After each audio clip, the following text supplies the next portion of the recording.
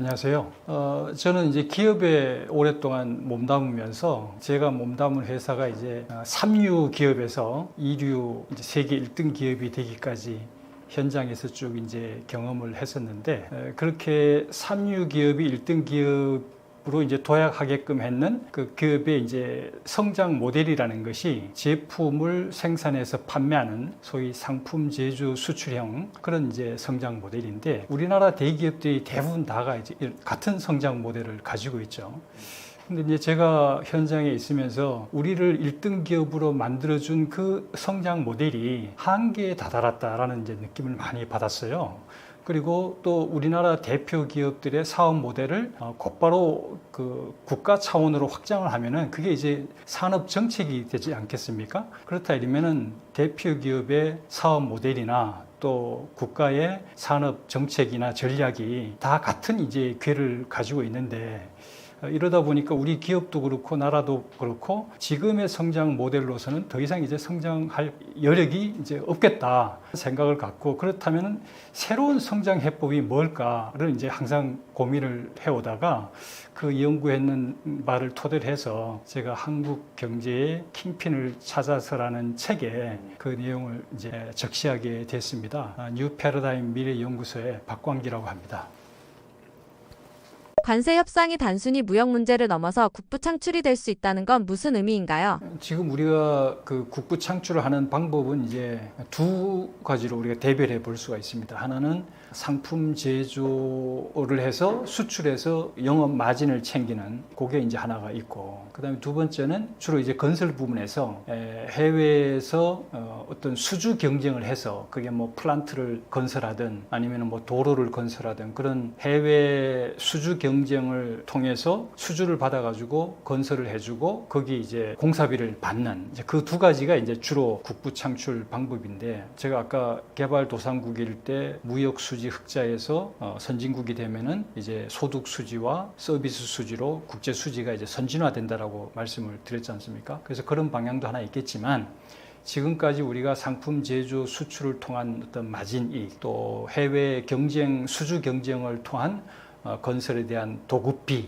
이런 거는 이게 경쟁을 하기 때문에 부가가치라는 게 제한이 돼 있죠. 항상 가성비가 이제 게임이 되니까.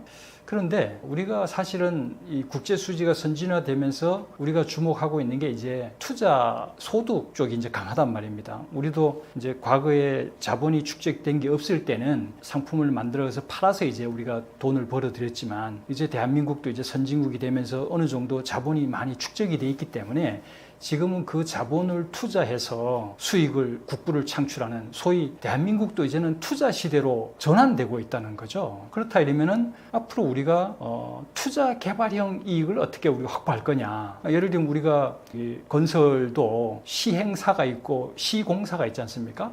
그러면 시공사는 시행사가 도급비를 주고 그냥 끝나는 거고, 시행사는 그야말로 이제 투자 개발을 하는 거지 않습니까?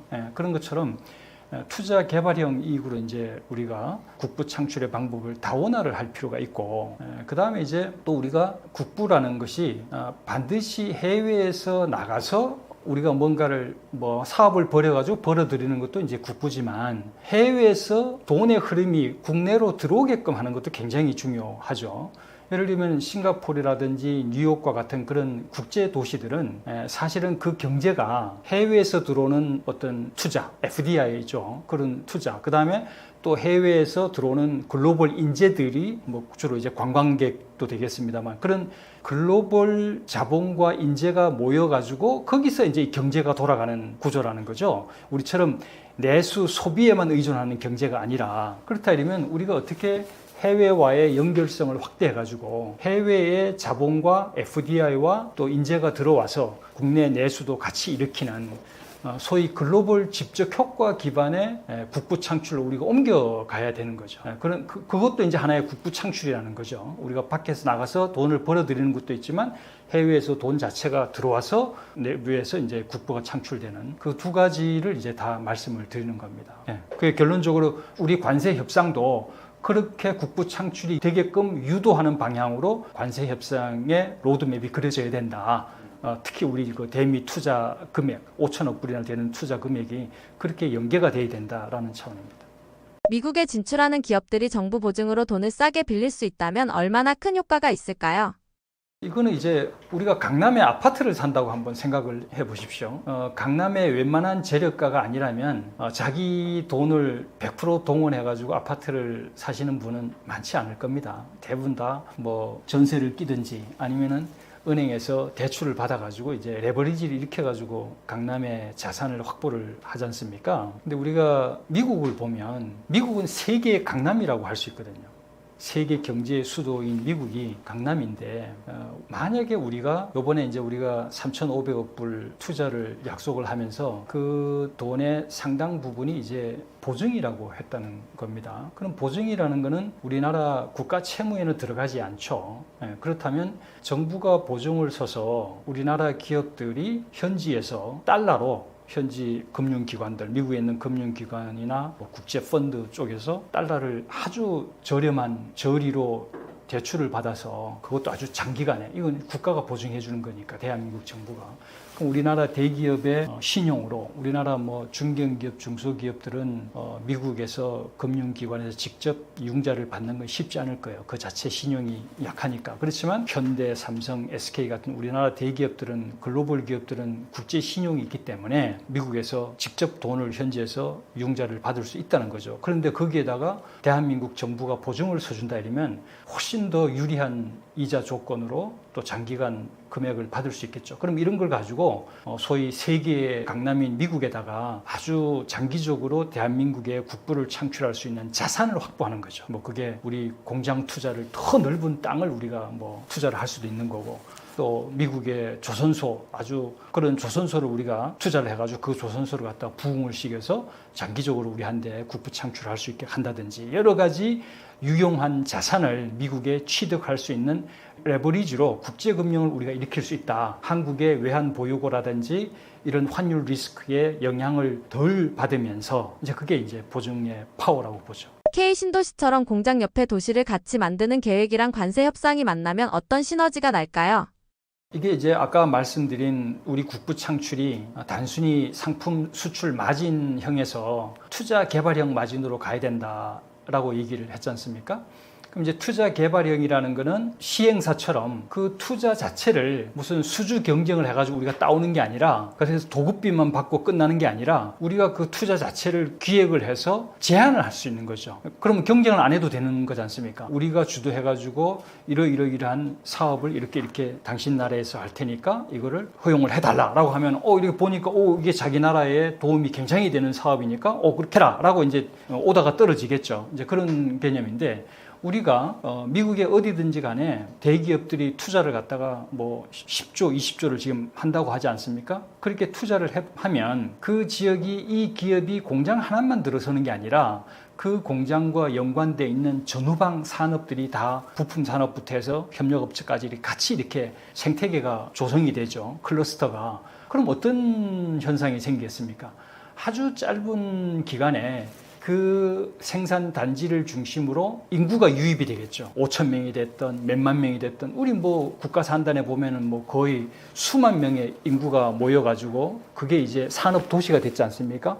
포항의 철강 도시, 여수의 석유화학 도시 이런 것들이 다 기업들이 모여가지고 인구가 팽창하면서 이게 산업 도시가 형성이 됐다는 거죠. 그렇다면 이 공장 자체는 하나의 수단이라는 거죠. 그 지역 경제를 활성화하기 위한 수단이라는 거죠. 그러면 우리가 공장을 투자해가지고 이 지역 경제가 활성화되면 여기에 땅값도 올라가고 여러 가지 이제 수요가 생기죠. 사람이 갑자기 인구가 유입이 되니까 이 사람들을 재우려면 주거단지도 필요하고 또 왔다 갔다 하는 교통도 필요하고 물류도 필요하고 또 거기에 위치하고 있는 공장들이 이 산업 경쟁력을 올리려면 인재도 공급해줘야 되니까 기술학교도 필요하고 뭐 또 뭡니까? 이 사람들이 누릴 수 있는 문화시설, 쇼핑 뭐 이런 모든 그 도시 인프라가 수요가 갑자기 급격하게 늘어나는 겁니다. 그럼 이거는 전부 다 우리한테 새로운 일감 기회를 주거든요. 그렇게 됨으로써 이 지역 경제가 활성화가 되는 거니까 우리는 공장 투자만 해가지고 공장에서 물건만 만들어서 팔아가지고 이익을 챙기는 그 자체는 아주 1차원적인 해외 투자인 거고, 우리가 지금 미국에 하는 이 투자는 우리 공장 투자가 마중물이 되어 가지고 이 거대한 지역에 인구가 유입됨으로 인해서 일어나고 있는 이 어마어마한 개발 투자 수요를 우리 일감과 일자리로 현지하고 같이 쉐어를 할 수 있는 그런 기회를 주는 것이 바로 신도시라는 거죠. 도시가 따로 존재하는 게 아니니까. 그런데 우리 지금 현재 보면 우리 건설업은 나가서 신도시 사업을 해줘요. 베트남에도 하노이에 신도시를 대우건설이 만들고 있고, 또 하나가 이라크에 가가지고 무슨 비스마야가 도시도 만들고, 또 뭐 압둘라 시티도 뭐 만들고, 이런 식으로 건설은 건설대로 신도시 만들고 있고, 또 제주는 제주대로 또 제주 투자를 해가지고 공장을 돌리고 있고, 이 둘이 맞물려 가야 제주가 인구 유입을 시켜서 인구 유입에 따른 도시 인프라 수요가 나면서 이 도시가 제대로 되거든요. 근데 도시를 그럴듯하게 만들었습니다. 제주 아파트도 만들고 뭐 도로도 만들고 했는데 여기 사람이 몰리지 않네? 이 도시는 다 실패하는 거예요. 우리 국내에도 그런 거 도시 인프라를 깔아놨는데 기업이 안 오니까, 사람이 모이지 않으니까 실패하는 게 많지 않습니까? 똑같은 겁니다. 그러면 이 신도시가 성공을 하려면 반드시 제조, 즉 인구를 유입시키는 제조업이나 일자리를 제공하는 산업이 이 건설과 결합이 됐을 때 효과를 볼 수 있다. 그렇다면 반도체 공장으로 끝날 것이 아니라 반도체 산업 도시가 만들어지는 거죠. 지금 우리 평택이 바로 반도체 산업 도시죠. 그래서 미국이 보면 현대가 투자했는 그 지역의 도로 이름을 갖다가 현대 하이웨이, 뭐 SK가 투자했는 데는 SK 블레바드, 이런 식으로 이제 도로 이름을 준다는 겁니다. 그게 도로 이름으로 끝날 것이 아니라 SK 시티, 삼성 시티, 현대 시티가 되는 거죠. 그렇다면 이 제조 공장을 둘러싼 그 배후 지역을 산업 도시로 건설해서 그 산업 도시가 건설되면서 어마어마한 건설 일감과 일자리가 우리 대한민국의 중소, 중견, 우리 지금 국내 중견, 중소 건설사들이 국내에 일감이 없어가지고 지금 도산 중에 있지 않습니까? 이 기업들을 다 살릴 수 있는 기회가 생기는 거죠. 근데 이런 것이 미국만이 아니라 전 세계에 수십 군데가 진행이 된다. 그럼 이게 어떻게 되겠습니까? 이 산업, 한국이 주도한 이 산업 도시들을 이것도 최첨단 도시로 만드는 거죠. 왜? 우리는 1기, 2기, 3기 신도시를 다 해본 경험이 있지 않습니까? 그럼 이 1기, 2기, 3기 신도시 속에 들어가 있는 여러 가지 도시 인프라 요소 기술들을 다 우리가 글로벌하게 수출할 수 있는 길이 열리는 거고, 그럼 그렇게 된다 이랬으면은 그 나라에서 이 산업 도시가 최고의 미래 첨단 도시로 우리가 조성을 하는 거죠. 그럼 이 미래 첨단 도시라는 거는 전 세계 신기술의 융합이라는 것이죠. 그럼 이게 뭐냐? 전 세계 신기술의 테스트 베드가 되는 겁니다. 전 세계 신기술이 실용화되는, 상용화되는 테스트 베드 플랫폼을 대한민국이 신도시란 이름으로 소유하게 되는 거예요. 이거는 무슨 소리냐?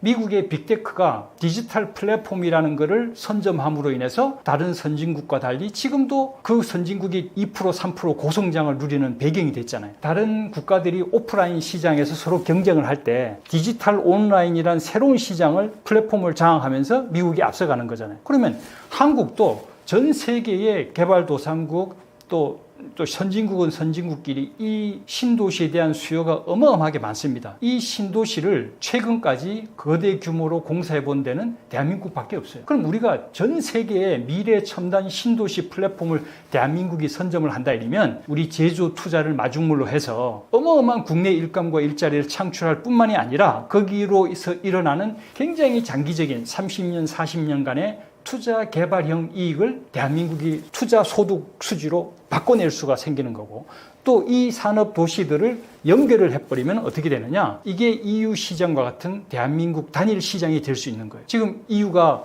한 27, 8개 나라가 하나의 시장처럼 돌아가고 있지 않습니까? 대한민국도 마찬가지로 요 5천만 원이라는 작은 시장이 아니라 대한민국의 제조가 현지로 진출해가지고 그 제조 거점을 마중물로 해서 거기 각 나라마다 최고 살기 좋은 미래 신도시를 만들어서 그걸 링크를 한다 이러면 세계 속에 한국 커뮤니티가 형성이 되고 대한민국 경제 공동체가 세계 속에 형성이 되겠죠. 그럼 이건 대한민국이 제국이 된다는 거거든요.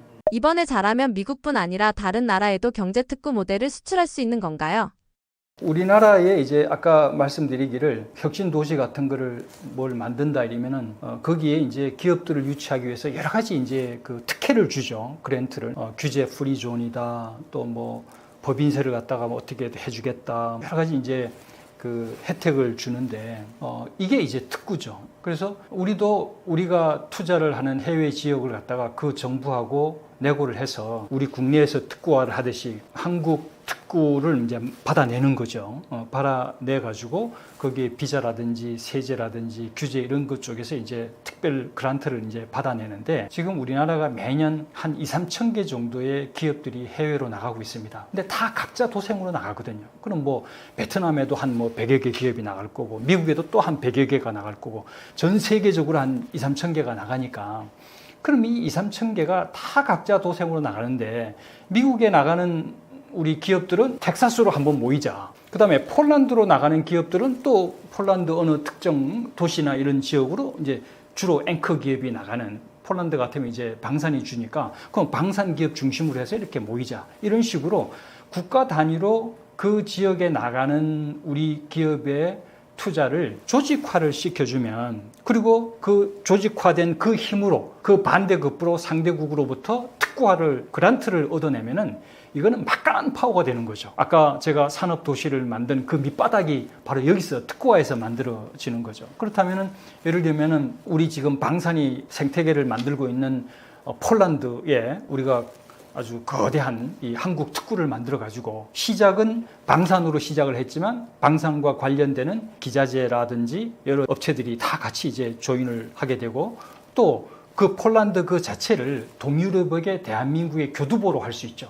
그다음에 지금 사우디도 이제 그 현대 HD 현대가 조선소를 합작해서 하는데 그러면 사우디도 그 조선소를 중심으로 해가지고 거대한 우리 대한민국의 특구를 받아가지고 사우디의 이제 한국 조선 산업도시 지금의 제2의 울산 조선 산업도시가 되는 거죠. 제2의 거제 산업도시처럼 그런 산업도시를 만들어가지고 그 도시를 미래 첨단 도시로 개발을 해서 중동의 교두보가 돼버리는 거죠. 그렇다면 각 세계의 대륙별로 권역별로 대한민국의 주력 산업을 앵커 기업으로 해서 그란트를 받아서 특구화를 시키고 그 특구화 위에다가 산업도시로 개발을 해 나간다 이러면 그럼 이거는 뭐 이 모델을 전 세계에 다 우리가 수출할 수 있는 거죠. 이건 서로 윈윈이 되는 거죠. 그 나라는 산업도시를 만들어지면서 이 산업도시가 그 나라 경제 성장의 엔진이 되는 거죠. 한국도 울산 산업도시, 포항 산업도시, 여수 산업도시들이 각각 석유화학과 철강과 자동차와 이런 걸로 산업이 중심이 돼가지고 대한민국 경제를 성장시켰을지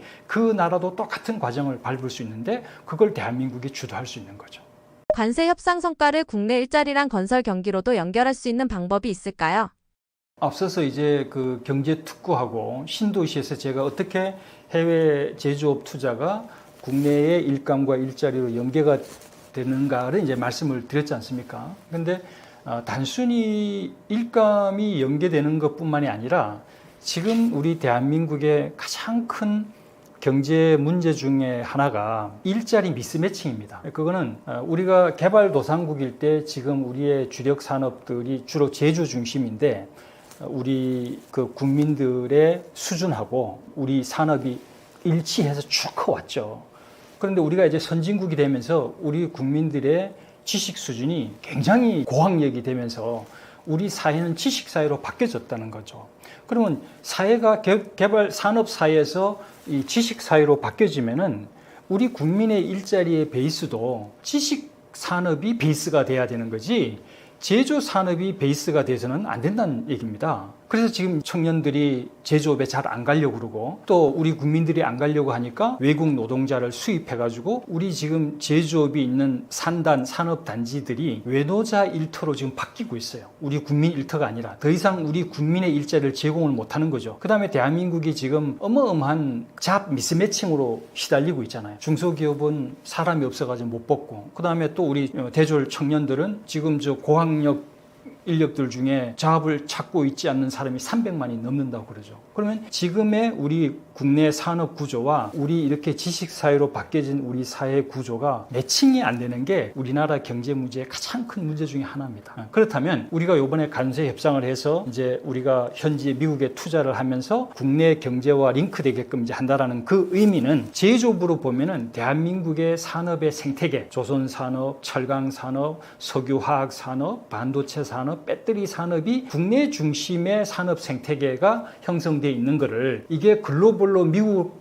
산업으로까지 확장을 시켜서 미국의 반도체 산업 생태계와 한국의 산업 생태계를 화학적으로 결합을 시켜버리는 겁니다. 즉 미국의 인구와 기술 인재와 또 자원, 그 다음에 한국의 자본과 기술, 이것이 화학적으로 결합이 돼서 미국의 반도체 산업과 한국의 반도체 산업이 하나가 되는, 즉 글로벌 산업 생태계의 확장이 돼버리는 거죠. 그렇게 된다 이러면은 어떤 현상이 일어나냐면, 이런 걸 갖다가 미국만 하는 것이 아니라 이제 뭐 다른 나라들도 이제 할 거 아닙니까? 조선 같으면은 미국에만 조선 투자를 하는 게 아니라 필리핀도 지금 하고 있고, 사우디도 하고 있고, 인도도 하려고 하고 있고, 그 다음에 싱가포르도 하고 있고, 뭐 이제 이렇게 한 5-6개 국가까지 지금 한다 이러면, 한국의 이 일감이라는 거는 현지 사업장의 일감이 있고 본사에서 지원해주는 본사 일감이 있습니다. 그러면 현지 사업장의 일감이라는 거는 대부분 다 보면 생산직이기 때문에 아주 단순하죠. 근데 이 생산 현장을 지원해주는 본사 일감은 지식 서비스 기반으로 굉장히 다양합니다. 인사, 총무, 상품기획, R&D, 뭐 설계, 뭐 심지어 환경안전, 뭐 노사부터 시작해서 어마어마하게 이 다양한 지식 서비스가 주가 되는 거란 말이죠. 그렇다면은 대한민국 국민들의 일자리가, 우리가 해외 우리의 산업 생태계를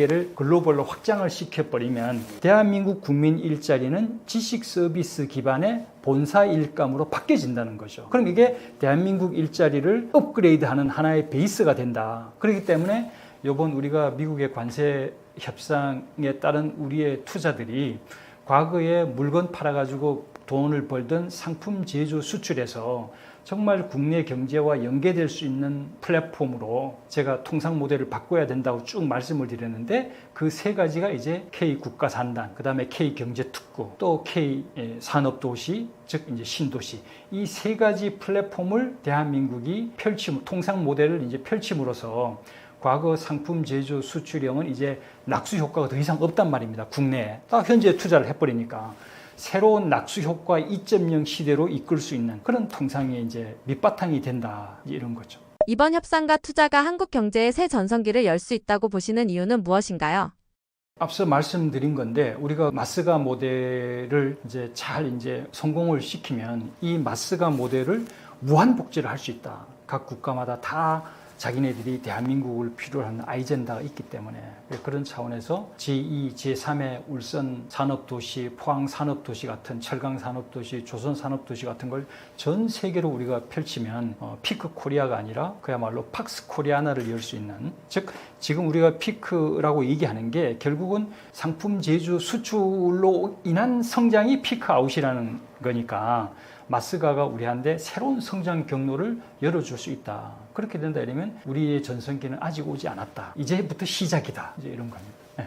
현재 이재명 정부와 미국의 협상은 어느 정도 진행된 상황인가요? 지금 미국이 우리 협상에서 이제 칼을 쥐고 있죠. 그 칼을 쥐고 있다라는 거는 무슨 의미냐면, 얼마 전에 한미 협상이, 관세 협상이 돼 가지고 15%라는 걸 이제 결정이 났는데, 미국이 아직도 이 15%를 행정명령을 내려가지고 실효를 시켜야 되는데 실효를 안 시키고 있습니다. 그러니까 아직도 우리는 계속 뭐 자동차 같은 25% 관세를 지금 물고 지금 수출을 하고 있는 거죠. 근데 언제 이 15%로 우리가 관세를 낮출 거냐? 아무도 모르는 거예요. 미국의 트럼프한테 달려 있는 겁니다. 그럼 미국 입장에서는 관세 수입이 지금 계속 25%씩 들어오는 거 아닙니까? 한 달 늦어지면 늦어질수록. 그러니까 이게 칼인 거죠. 너희들이 우리가 요구하는 거를 빨리 구체적으로 가져와라. 그러면 이걸 해줄게. 이제 이런 형국이나 마찬가지라는 거죠. 그러면 지금 현재 미국하고 한미 협상을 해가지고 어느 정도 뭐 이러이러한 식으로 하자고 했는데, 실제 그 우리가 투자 약정을 했던 3,500억, 요번에 이제 추가로 1,500억 불 투자하겠다 하면 5천억 불 정도가 되는데, 아마 여기에는 LNG 우리 1,000억 불 추가 구매하는 거는 빠져 있을 겁니다. 그럼 이제 LNG까지 포함한 6천억 불이 되는 거죠. 어마어마한 이 금액인데, 특히 요번에 약속했던 추가 1,500억 불은 주로 이제 제조 대기업들이 투자를 하겠다고 한 거고, 그 전에 이 3천억 불 중에는 1,500억 불이 그 조선 그 재건 프로젝트에 투자하는 펀드고, 나머지 이제 한 2천억 불 정도가 지금 공란으로 남아 있거든요. 근데 트럼프 쪽에서는 그냥 말로만 이거는 뭐 우리가 투자하고 싶은데 투자를 할 테니 당신네들이 돈을 대라, 이제 이런 식인데, 사실은 이 2천억 불 투자든 조선 재건 투자에도 1,500억 불 투자하면은 무려 200조입니다. 무슨 조선소 만드는데 200조 원이 부분에 들어가겠어요. 그 조선소 그 자체 생태계를 만드는 것조차도 200조까지는 들어가지 않겠죠. 그럼 이 200조나 되는 투자를 미국의 조선산업 재건을 위해서 어떤 내용으로 투자를 할 거냐. 그 다음에 이 조선산업 투자 제외하고 추가로 지금 2천억 불 투자는 전혀 지금 꼬리표가 없습니다. 여기에 물론 뭐 핵심 광물 투자다, 뭐 기타 뭐 에너지 협정이다, 뭐 이런 이제 투자 항목들이 있지만 그거는 일부 또 상당 부분 요번에 추가로 하기로 했던 1,500억 불에 또 있단 말입니다. 그러면 이 2천억 불이랑 그 전에 약속했던 이 2천억 불의 투자를 어디에다 어떻게 할 것인지 사실은 지금 아무도 그림이 없다는 얘기죠. 지금부터 앞으로의 관세 협상에서 이 2천억 불 투자, 그 다음에 조선에 들어가는 1,500억 불 투자, 이 투자를 어떻게 구체화시켜서 할 것이냐가 굉장히 중요할 겁니다. 중요한데 제가 앞서서 K국제산단, K산업도시를 말씀드렸잖아요. 그러면 조선소를 건설해가지고 배를 뭐 척척 만들어내는 그런 걸 한다 하는데 200조라는 돈을 투자하는 거에는 이 돈이 너무 많아요. 그 다음에 이것도 200조를 갖다가 뭐 1, 2년에 할 수 있는 게 아니지 않습니까? 최소 이게 10년, 15년 정도 해야 되는 건데 그러면 결국은 뭐냐? K조선소에도 투자를 하지만 조선소 인수도 하고 뭐 설비도 업그레이드 하면서 투자를 하지만 거기에 추가해서 이 기자재가 생태계가 구축되게끔 우리나라 중견 중소 기업들을 끌어모을 수 있는 클러스터, 즉 K국제산단도 반드시 투자 내용이 들어가야 될 거고 그 다음에 그걸 해도 200조 투자는 또 다 못할 거예요. 그럼 결국은 뭐냐? 이 조선소 건설로 끝나는 것이 아니라 진짜 제2의 울산 조선산업도시를 만들듯이 미국의 필라델피아의 제2의 한국 조선 필라델피아 조선산업도시, 미래 첨단 조선산업도시까지 가야만 이 200조를 갖다가 10년, 20년이란 장기간의 프레임으로 투자할 수 있는 내용이 채워질 거라는 거죠. 그래서 뭐 제가 오늘 이런 말씀을 드린 데에서 뭐 정부에서 제가 말씀드리는 내용을 듣고 그대로 그렇게 하면 되겠네라고 할지는 모르겠지만 제가 봤을 때는 이 투자의 규모라든가 또 이제 지금 현재 미국 정부 입장이나 또 한국 정부 입장에서 2천억 불 나아가서 이 3,005억 불에 대한 투자 구체적인 내용이 아직 없는 상태이기 때문에 결국은 좀 더 투자 규모가 크고 더 장기적인 어떤 내용들이 들어가야 되는데 그 내용이 들어가려면 반드시 이게 같이 들어가야 될 거다라는 생각이 들고 특히 또 제가 왜 이 얘기를 드리냐면 미국의 트럼프가 공약 중에 자기가 임기 내에 10개의 신도시를 미국에 건설을 시작하겠다라고 공약을 한 게 있어요. 미국도 그 도시들이 많지만 뉴욕부터 시작하고 다 이게 올드 도시입니다. 그러면 지금 현재 미래 AI 도시라든지 이렇게 뭐 UAM이라든지 또 자동 물류라든지 이런 것들이 이제 다 장착이 돼 있는 도시가 되려면 구도시를 개선을 해가지고는 그런 첨단 도시를 만들기가 어렵습니다. 그렇기 때문에 미국도 뭔가 새로운 미래의 첨단 기술을 수용할 수 있는 신도시를 만들려는 수요가 굉장히 커요. 그래서 이제 미국의 트럼프가 자기 대선 공약에서 남부와 서부 쪽에 있는 연방 소유의 땅을 활용을 해가지고 워싱턴 DC 정도 규모의 신도시를 10개 정도를 만들겠다는 공약을 내세운 게 있어요. 그런데 미국의 기업들 중에 그런 신도시를 만들 수 있는 기업은 없습니다. 예를 들면 뭐 빅테크가 아무리 글로벌 기업으로 잘 나간다고 하지만 기술이 앞서 있다 하지만 그 양반들은 플랫폼 기업들이지 물리적으로 도시를 갖다 건설하는 거는 전통 건설 기술과 첨단이 다 같이 복합이 돼야만 되는 건데 미국의 어떤 기업들이 그런 역량을 종합적으로 가지고 있으면 이거는 없거든요. 그렇지만 대한민국의 대기업들은 건설을 다 가지고 있어요. 거기다가 뭐 전자부터 시작해가지고 또 첨단 기술, 요소 기술들은 또 다 가지고 있잖아요. 그럼 이런 것들을 종합했다 이러면은 마스가가 시작을 했지만 미국의 신도시를 건설하는 제2의 마스가를 만들 수 있죠. 즉 도시개발형 마스가를 우리가 제안을 할 수 있죠. 그 제안을 하면서 3,500억 불이라는 그 거대 규모의 투자 펀드를 집행을 윈윈하게 미국도 필요로 하는 도시도 건설하면서 한국에도 국부를 새로 창출하고 그렇게 지금 뭐 텍사스라든지 필라델피아 같은 데 보면 이게 필라델피아가 러스트벨트 아닙니까? 거기는 과거에 번성하던 도시에서 조선 산업이 망가지면서 공실률도 높고 땅값도 건물값도 다 이게 낮잖아요. 그럼 그걸 갖다 우리가 첨단 산업, 조선 산업 도시를 하면은 집가도 올라가고 건물가도 올라가고 하면서 그 어마어마한 개발이 우리가 가질 수 있는 거고 만약에 반도체 산업 도시를 만든다 이러면 텍사스 같으면은 그 땅덩어리가 우리나라 6, 7배가 되는데 남부 국경지대하고 거기 땅값이 싸거든요. 그냥 다 광활한 지역이잖아요. 그런 지역에 반도체 공장을 갖다가 딱 세우면서 이 주변에 한 2천만 평 정도 되는 우리나라 뭐 마산이나 이 정도 되는 지역을 아주 저렴하게 땅을 사서 그 도시를 첨단 신도시로 개발을 해내서 텍사스에서 가장 살기 좋은 도시로 만들었다. 그럼 인구 유입을 우리가 할 수 있잖아요. 그렇다면 그 도시가 30년, 40년 동안 발전하면서 그 도시에서 창출되는 그 개발 이익이라는 게 땅값만 해도 얼마나 올라가겠습니까? 이런 거를 국내만 하는 것이 아니라 미국에도 할 수 있는 길이 열리고 그런 것이 앞으로 대한민국이 추가 투자 협상에서 가장 세부적으로 우리가 따져야 할 내용이고 앞으로의 숙제가 더 크게 남아있다. 지금까지 한 거는 예비 게임이고 앞으로 본 게임은 지금부터다. 협상이 이렇게 봅니다. 역대 정부가 보여주기식 신산업 육성을 해왔다고 하셨는데 현 정부는 어떤 것이 달라야 한다고 보시나요? 이번 정부에서 대통령께서 진짜 성장이라는 말씀을 하셨지 않습니까? 저는 정말 이 대통령께서 하신 이 성장에 대한 비전이 아주 그 시대적으로 타이밍이 아주 잘 맞는다고 생각을 합니다. 왜 그러냐? 아까 제가 말씀드렸듯이 이 20여 년 지속되는 그 과도기를 끝내야 된다. 근데 그 과도기를 끝내는 새로운 성장 비전이 진짜 성장이라고 제시를 한 거예요. 그럼 이 진짜 성장이라는 게 이게 무슨 의미냐면은 질적 성장을 의미합니다. 질적 성장이라는 건 아까 제가 말씀드린 연장선상에서 보면 우리가 팽창하는 대한민국 경제 성장 팽창기에는 GDP를 양적으로 확 올려놓는 거죠. 그게 압축 성장이잖아요. GDP의 양적인 팽창. 이게 우리 대한민국의 성장기예요. 그럼 이 성장기가 끝나면 이 팽창된 이 GDP를 가지고 다수의 국민이 양극화도 줄이고 또 고루고루 이 지방도 발전하고 그런 어떤 이 사회 문제를 해결하는 쪽으로 성장의 패러다임이 바뀌어지는 거죠. 근데 우리가 아무것도 없을 때는 일단 성장부터 해야 되는 거 아닙니까? 성장해서 자본도 축적하고 기술도 축적하고 해서 성장이 어느 정도 됐어요.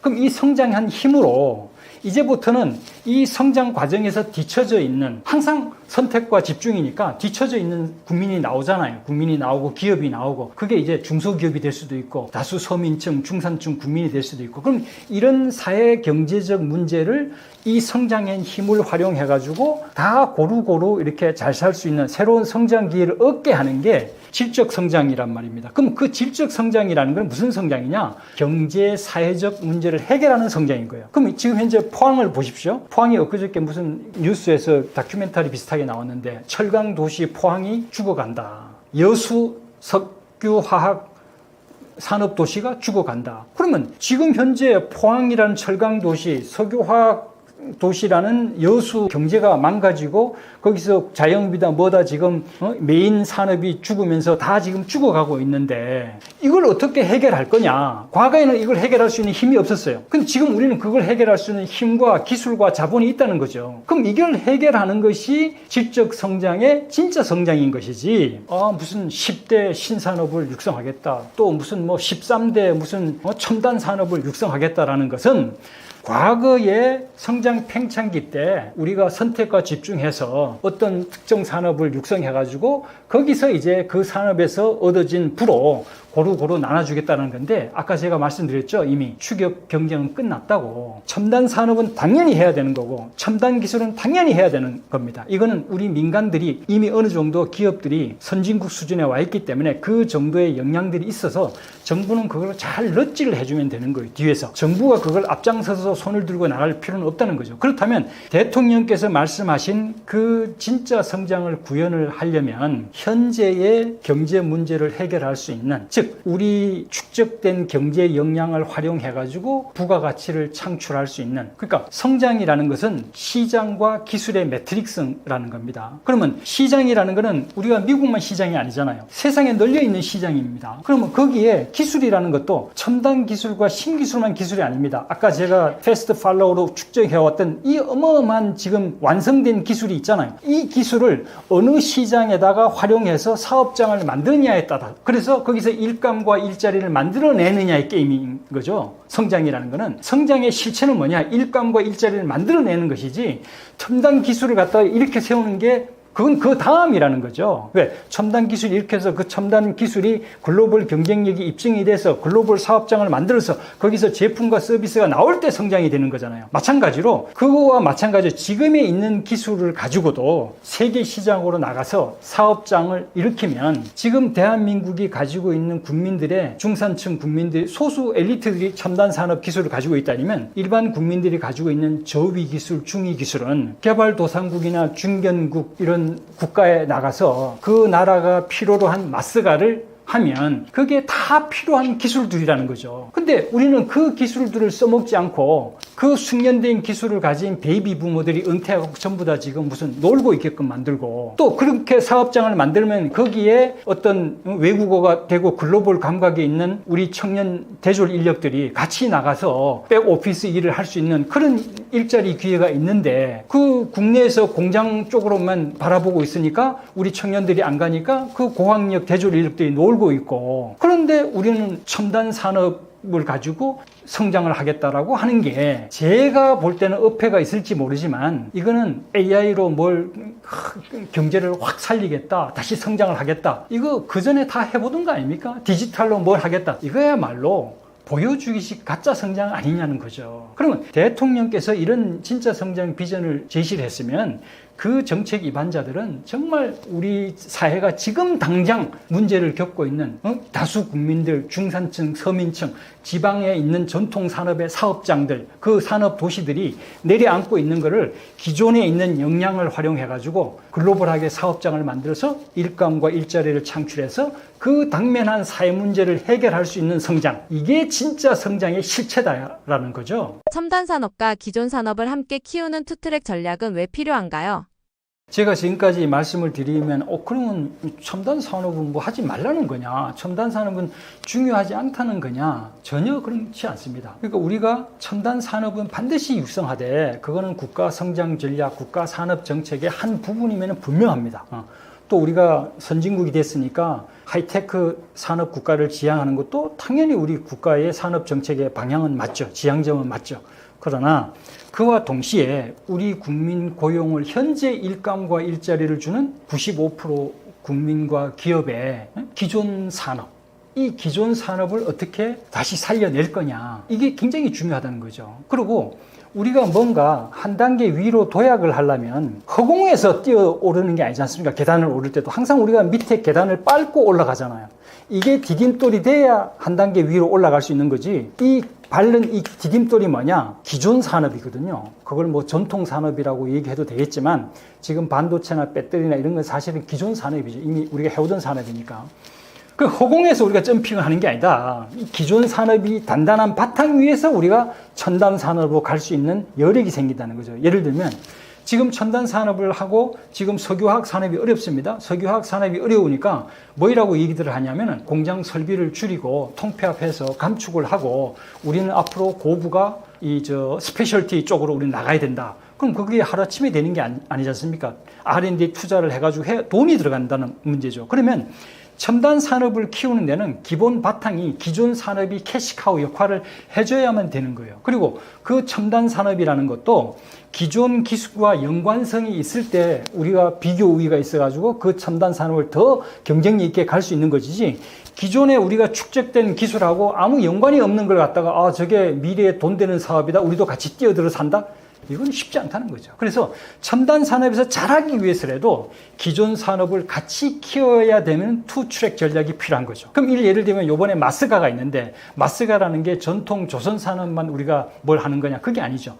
우리의 조선 건조 기술, 미국보다 앞서 있는 이 양산 건조 기술을 가지고 미국 재건을 돕지만, 미국의 이 조선 기술에 앞서 있는 친환경 조선 기술, 스마트 건조 기술, 친환경 연료 조선 기술, 그다음에 선박 기술, 그다음에 또 자율 운항 선박 기술, 이런 것들은 전부 다 미국이 앞서 있다는 거죠. 그럼 이게 뭡니까? 미국과의 전통 조선 건조 산업의 파트너십 기반 위에서 우리는 미래 첨단 조선도 앞서 나갈 수 있는 협업의 기회가 열린다는 거죠. 그래서 투 트랙으로 항상 가야지 정부의 정책이 첨단 산업 하나만 바라다보고 거기에다가 올인하는 시각은 잘못된 시각이다. 모든 국민이 첨단 산업에만 종사할 수 없다는 말이 인상적인데 그럼 중산층 서민층이 함께 성장할 길은 무엇이라 보시나요?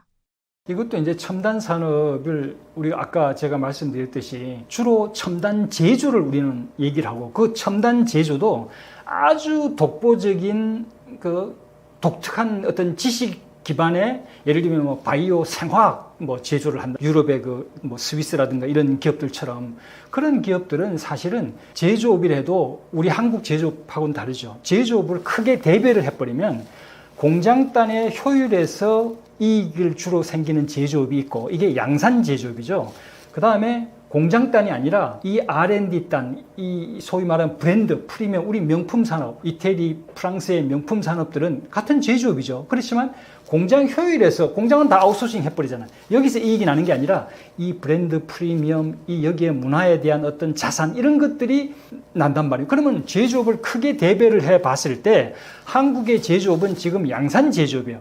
그럼 첨단이라고 하는 한국의 제조업도 전부 다 양산 제조업이에요. 가성비 게임이고 여기에 키는 뭐냐? 가성비는 절대적으로 규모의 경제에 왔다 갔다 하는 겁니다. 자, 그러면 이 규모의 경제를 놓고 봤을 때 제조업이 한국을 먹여 살렸으니 앞으로 제조업이 이 첨단 제조로 가야만 우리가 먹고 살 수 있다라고 생각을 하는데 그 첨단 제조업의 글로벌 공급망을 우리는 이제 글로벌 밸류 체인에서 GVC라고 하는데 그 내용을 가만히 들여다보면 여기에 우리 국민이 시각을 바꿔야 될 부분이 하나가 있습니다. 그게 뭐냐면 우리 국내에서 저 앵커 대기업이 있습니다. 삼성, 현대, LG 같은 그런 대기업이 있으면 그 밑에 1차 협력사 주로 대기업의 관계사가 돼요. 2차, 3차 이제 중소기업들이 쭉 이제 내려가 있는 이 수직교열된 게 이게 피라미드 구조거든요. 여기서 지금 노동시장 이중 구조가 생기고 아까 빨대 효과를 얘기했잖아요. 그 양극화의 이제 기본 바탕이 우리 산업 구조가 이제 돼 있는데 요 구조를 그대로 글로벌로 확장된 게 뭐냐면은 글로벌 밸류 체인입니다. 최고 피라미드 정점에 미국의 빅테크가 있고 그 밑으로 하단부 우리나라 중소기업 같은 거기에 누가 있느냐?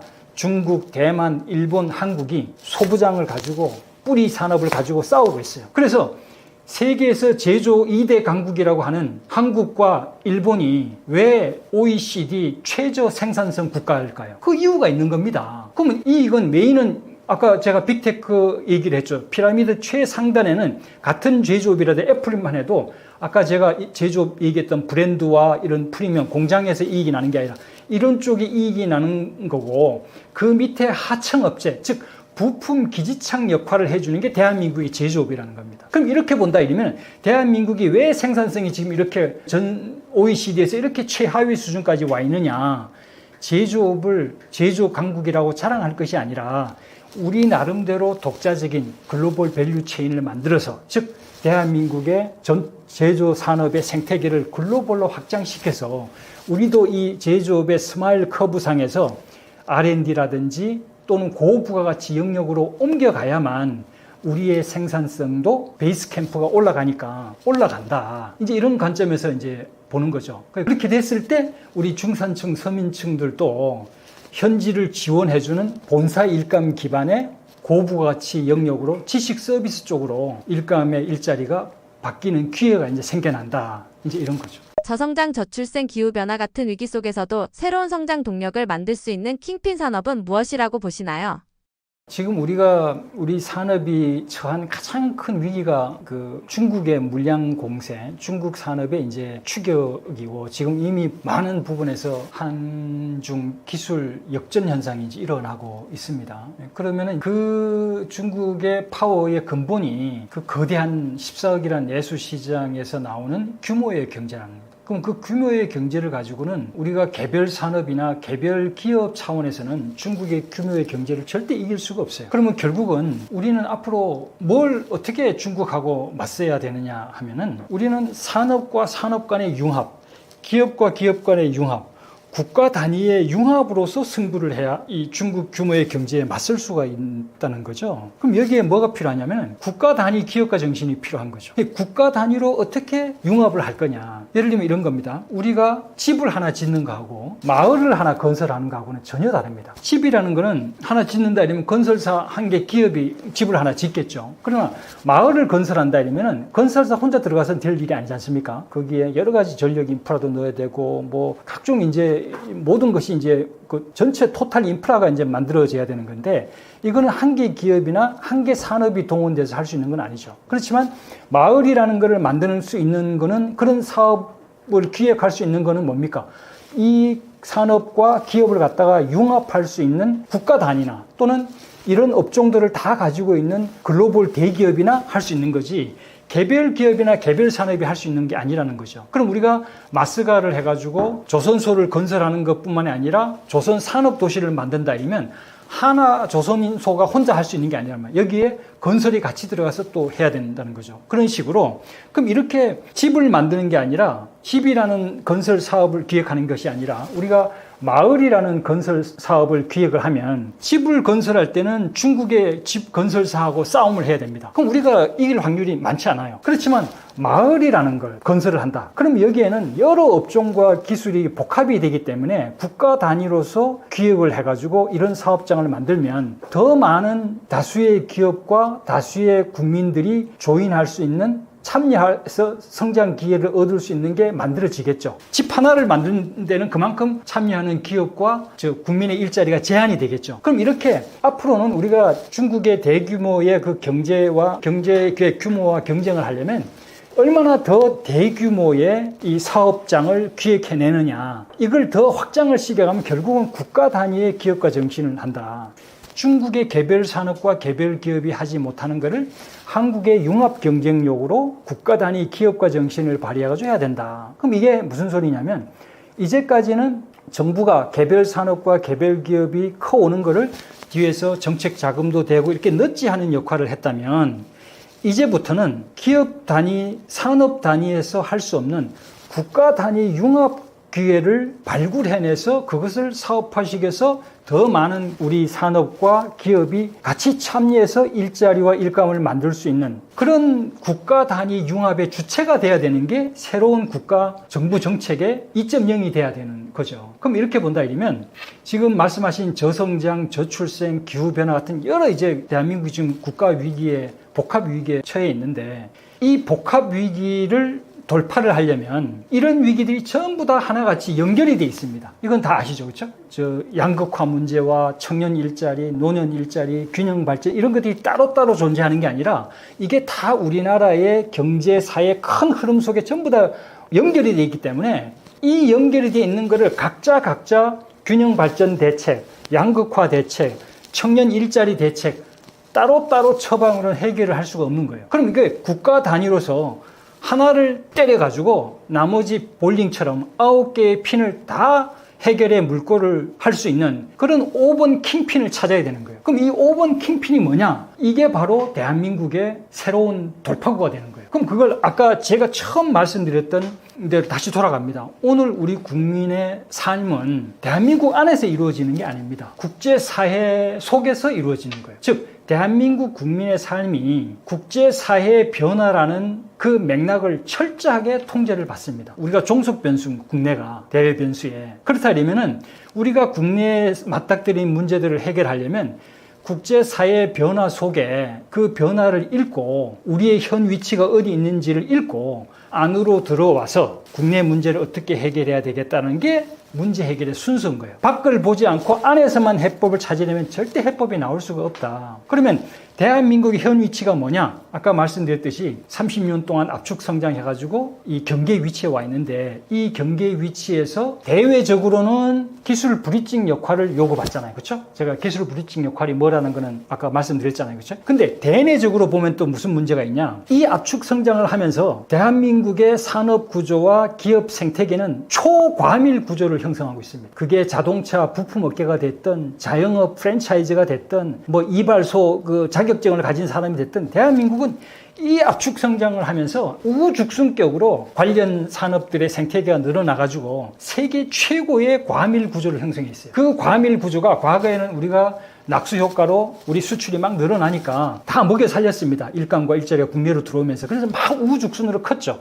그러다가 이제 성장 팽창기가 마감이 되고 우리 경제가 수축하고 쇠퇴기가 되면서 더 이상 낙수 효과가 생기지 않으면서 이 내부적으로 어마어마한 출혈 경쟁이 일어나고 있고, 그 출혈 경쟁이 이제는 제로섬 게임에서 네거티브 섬 게임으로 가고 있죠. 그러면서 이 어마어마하게 늘어난 공급력이, 즉 과밀 구조라는 건 공급력이잖아요. 그 공급력이 줄어들고 있어요. 지금 건설업계가 엄청나게 지금 줄어들고 있잖아요. 그러면서 폐업 위기에 몰린다는 건 무슨 의미냐면은, 지금 건설업들이 폐업을 하면서 공급력이 점점 줄어들고 있는 거예요. 공급력이 줄어든다는 거는 그 속에 포함되어 있는 일감과 일자리가 떨어지는 거예요. 그럼 그 일감과 일자리에 의해 가지고 우리 내수가 돌아갔는데 그게 줄어들고 있으니까, 그러면은 대한민국의 내수는 수출 낙수 효과가 없어지면서 초과밀 구조가 공급 능력이 줄어들면서 초저성장이 노정이 돼 있는 거예요. 이미 아무리 우리가 내수에서 무슨 뭐 쿠폰을 해가지고 내수 시장을 살리려고 한다 해도 대한민국의 내수 특성 자체가 수출 낙수 효과로 성장해 온 거기 때문에 국내에 있는 공급력의 이 초과 과잉분을 흡수를 해줘야 되는데, 그 흡수를 내수 시장에서 못합니다. 왜?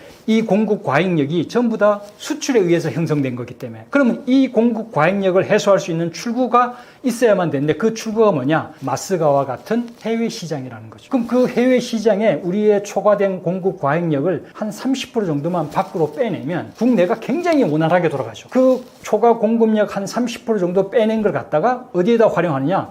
대외적으로 필요로 하는, 우리의 역할을 필요로 하는 기술 브리징 역할에 활용을 하는 거죠. 그렇게 되면 해외에서 우리 산업의 생태계를 형성하는데 공급 과잉력을 뽑아주고, 또 대내적으로는 우리 국내 출혈 경쟁, 네거티브 썸 게임으로 치닫고 있는 과밀 생태계를 출구를 해서 해소를 해주면, 이게 뭐냐? 글로벌 뉴딜이거든요. 대한민국이 국내 경제와 대외 경제를 뉴딜할 수 있다. 그 뉴딜의 모델이 뭐냐? 이번에 마스가가 우리 국민들한테 보여줬다. 그럼 제2, 제3의 마스가를 기획한다면, 그래서 그걸 통해서 우리가 글로벌 뉴딜을 한다면 대외적으로, 대내적으로 대한민국 경제를 완전히 바꿔낼 수 있는 그런 킹핀이 될 수 있다, 이겁니다.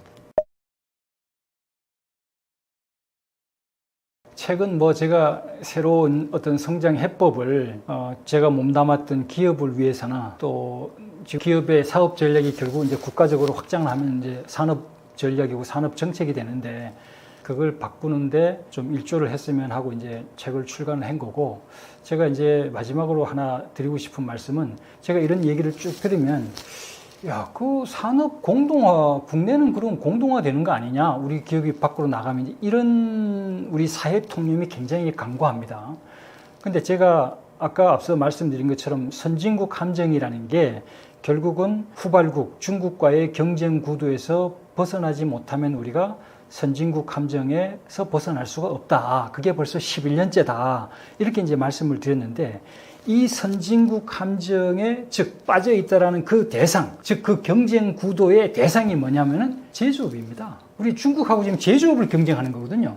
근데 우리가 원숭이가 구멍에다가 손을 탁 집어서 먹이를 딱 잡고 못 빼내는 거 마찬가지거든요. 똑같이 지금 우리 사회가 이 제조업으로 성장을 해와서 이 제조업이 원숭이 손처럼 우리를 딱 묶고 있는 거예요. 이걸 묶고 있으니 여기서 우리의 사고가 멈춰져 가지고 선진국 함정에서 빠져나갈 수가 없는 거예요. 왜? 산업 공동화를 우려하니까. 근데 산업 공동화라는 게 기술 유출이다, 일자리 유출이다, 제조 기반이 유실이 된다, 지역 경제 기반이 없어진다, 이런 이제 그 목적 변수들이 이제 있는데, 이런 목적 변수 하나하나를 따져보면 사실은 앞서 제가 말씀드린 내용들이 다 그 해법 안에 들어 있습니다. 아까 제가 외노자 일터라고 그랬잖아요. 지금 우리 제조업 일자리 걱정하는데, 지금 우리 전통 제조업들의 산업단지 가보십시오. 거기 우리 국민 일자리 아닙니다. 외국 노동자들이 와서 자기네들이 지금 일하고 있지. 그러니까 이런 거 하나하나를 따져보면, 지금 우리가 미국하고 관세 협상을 하고 미국에다 엄청난 규모의 투자를 한다, 이런 거를 가지고,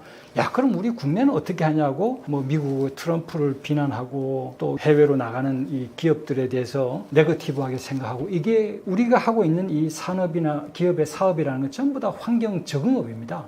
얼마나 환경에 잘 적응하느냐의 게임이라는 거죠. 그러면 이 대미 관세라든지 FTA가 폐기된 거라든지 보호무역주의라든지 이런 것들은 도도히 불어오는 이 시대의 바람이라는 거죠. 그 바람에 맞서 가지고 우리가 뭔가를 자꾸 싸우려고 하면 이건 역천자 망이에요. 그럼 이 변화를 갖다 우리가 수용을 해서 그 변화에 우리가 빨리 어떻게 올라타느냐, 미국의 그 어마어마한 대미 투자를 우리가 해야 된다면 이 대미 투자에 올라타서 어떻게 한국이 중국의 위협으로부터 도약할 수 있는 길이 열리고 미국의 기술을 앞서 있는 기술을 어떻게 더 빨리 끌어당기고 또 미국의 투자의 내용이 국내 일감과 일자리와 연결되게끔 어떻게 이 기획을 해서 기회로 잡을 거냐라는 쪽으로 우리가 생각을 해야지, 산업 공동화라는 과거 그런 어떤 우려에 잡혀서 대안도 없이 계속 걱정만 해서는 되지 않는다. 그 산업 공동화라는 이 의식을, 이 개념을 이제 새롭게 정립할 때가 됐다라는 말씀을 꼭 제가 드리고 싶습니다.